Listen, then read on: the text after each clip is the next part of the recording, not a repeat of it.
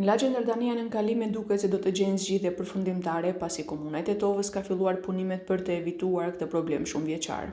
Sipas autoriteteve komunale, projekti ka një gjatësi prej 1 kilometri dhe thellësi prej 5 metrash, ku do të rregullohet plotësisht kalimi atmosferik për të garantuar që nënkalimet të jenë të kalueshme dhe gjatë rreshjeve.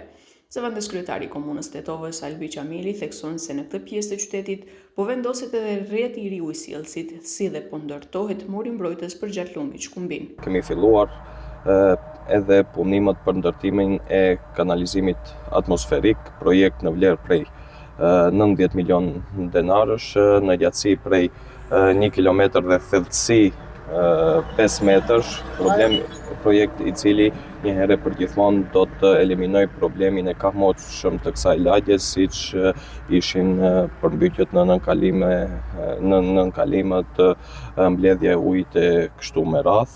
Kompania është duke punuar me intensitet të lartë dhe presim që së shpejti të përfundojnë edhe punimet. Vlen të theksohet se instalohet edhe gyp i ri i ujësjellësit, investim i cili do të përmirësojë dukshëm problemin e furnizimit me ujë të pijshëm në këtë lagje. Megjithatë, banorët e kësaj lagje presin që ky projekt të përfundojë sa më parë. Sipas tyre, gjendja aktuale në nënkalimeve mbetet një pengesë e madhe që dëmton automjetet dhe kufizon lëvizjen e lirë. Na kanë premtuar se do të zgjidhet shpejt, mirë po situata në terren nuk është ashtu.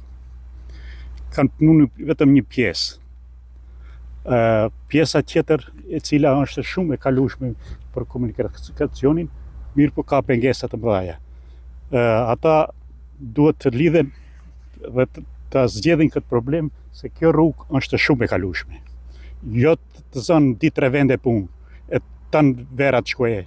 Punimet kanë filluar, por po tash e kanë ndaluar, duhet zgjidhet sa më shpejt, se ne kalojmë, domethënë e banojmë këtu, këtë rabët i prajshim, e tash nuk e di, sa më shpejt me zgjedhë shumë më mirë. Gjatë sezonit të dimrit dhe sa herë që ka rreshje të shpeshta shiu, nënkalimet në lagjen Dardania bllokohej plotësisht, duke lënë shumë automjete të bllokuara dhe duke shkaktuar dëme të konsiderueshme materiale.